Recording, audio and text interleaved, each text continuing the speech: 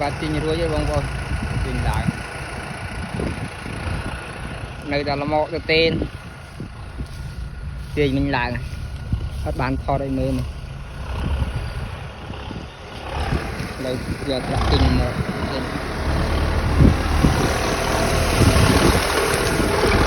ê con cái đó đừng phải chuột cho nó bót đấy cạp tiền trình hớp cạp điên trên đây cho lại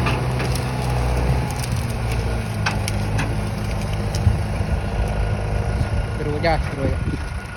nằm với cái nhạc xa